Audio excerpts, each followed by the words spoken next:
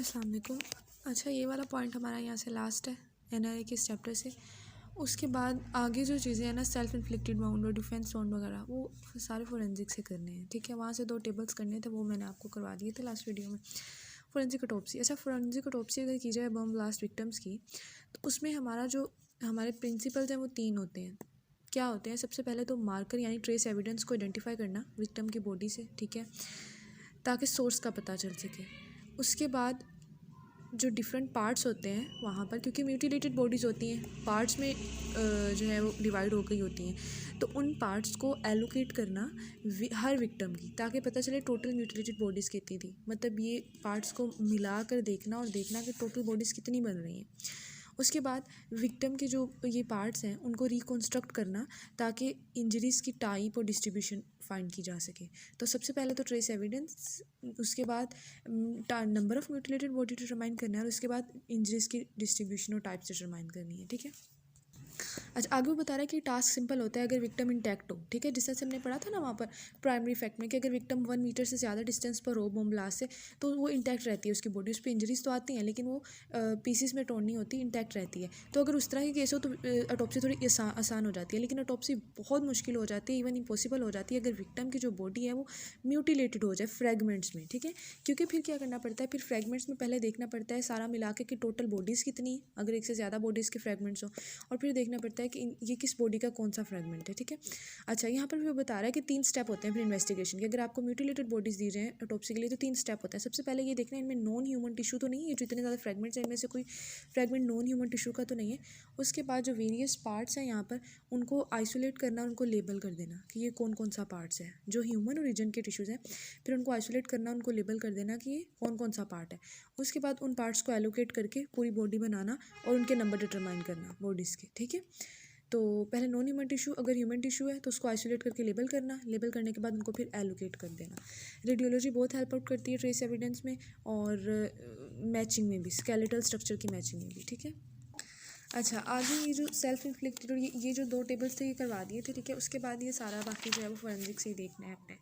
अच्छा, अब हम करने लगे हैं क्विक रिव्यू। ठीक है, सबसे पहले आपको जो पढ़ाया था ट्रोमाटोलॉजी का चैप्टर एनआरए से, उसमें था type of wounding. Type of wounding हम कर रहे थे 2 बेसिस पे, एक तो on the basis of weapon use, जो वीपन यूज़ किया गया उसकी बेस पर, और दूसरा मैनर ऑफ इन्फ्लिक्शन की बेस पे। वीपन की बेस पे क्या हो सकता है, अगर ब्लंट वीपन है तो कैसी इंजरीज आएंगी, अगर शार्प एज वीपन है तो, और अगर फायर आर्म यूज़ किया तो। अगर ब्लंट है उससे 3 तरह की आती हैं, ब्रूज, अब्रेयन और लेसरेटेड। अगर शार्प एज है तो उससे इंसाइज वाउंड आता है। हमने इंसाइज वाउंड और लेसरेटेड वाउंड के डिफरेंस भी पढ़े थे।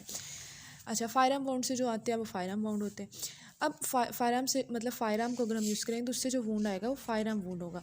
उसके बाद आ गया मैनर ऑफ इन्फ्लिक्शन की बेस पे, एक्सीडेंटली हो सकता है, या कोई सेल्फ इन्फ्लिक्टेड, कोई खुद मारा है अपने आप को, या होमिसिडल है। ठीक है, किसी ने मारा है। उसके बाद आ जाता है वो वाले फैक्टर्स जो शेप ऑफ इंजरी को कंट्रोल करते हैं। अब शेप ऑफ इंजरी को कंट्रोल करने के लिए फैक्टर 2 चीज़ों पे डिपेंड करते हैं, एक तो जो वीपन यूज़ किया गया था उस पर, दूसरा जिस पार्ट पर स्ट्रक किया गया, जिस पार्ट पर मारा गया उस पार्ट पर। वीपन पे अब कौन कौन सी चीज़ें, वीपन की टाइप क्या थी, वीपन का वेट क्या था, वेलोसिटी क्या थी, वीपन का मैनर क्या था। अच्छा, पार्ट जो स्ट्रक किया उसका आर्किटेक्चर क्या था, उस पार्ट का, उसकी मूवमेंट हो रही थी, वो पार्ट स्टिल था, और उसकी रेजिस्टेंस कितनी थी टिश्यूज़ में। ठीक है, ये चीज़ें डिपेंड करती हैं। इनमें सबसे इंपॉर्टेंट जो पार्ट है वो मूवमेंट वाला है, वो हम आगे डिटेल में पढ़ेंगे कि पार्ट मूव कर रहा था या स्टिल था। अगर तो जैसे अब हमारा हेड है वो स्टेशनरी था, उसके साथ आके कोई चीज़ टकराए, स्टेशनरी हेड के साथ आके कोई ऑब्जेक्ट टकराए, तो लोकल इंजरी होगी। जिस जगह पे टकराई है उस जगह पे इंजरी हो जाएगी। ठीक है, जिस जगह पे टकराई है उस जगह पे इंजरी हो जाएगी। लेकिन अगर हमारा हेड मूव कर रहा था और वो मूव करता हुआ हेड जाके किसी स्टेशनरी ऑब्जेक्ट के साथ टकराए, तब क्या होगा?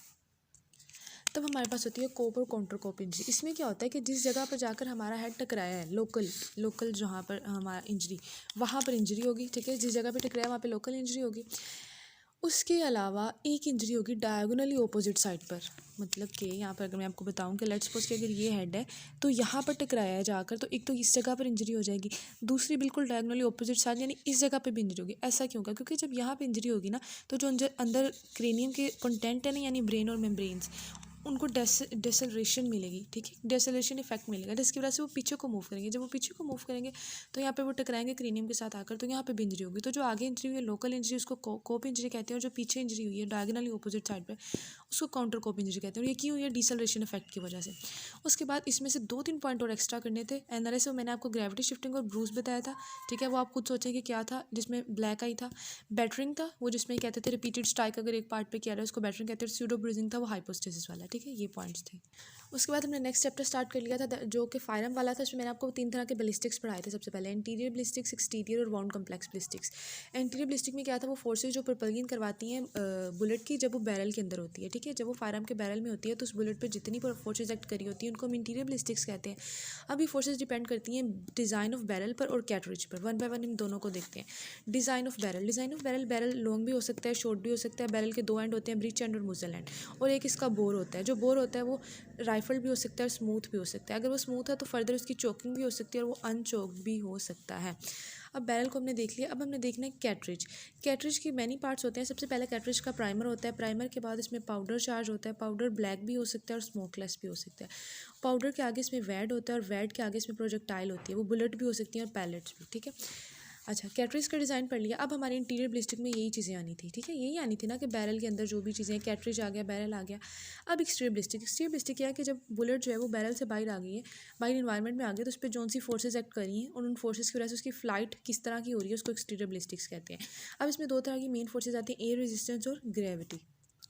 अब यहाँ पर हमने एक्सटीरियर बैलिस्टिक में 2 डेफिनेशंस पढ़ी थी, एक बुलेट ट्रैजेक्टरी और एक टेल वैग फिनोमेना। ये दोनों आप खुद रिवाइज करें, खुद एक्टिव रिकॉल करें, सोचेंगे क्या था।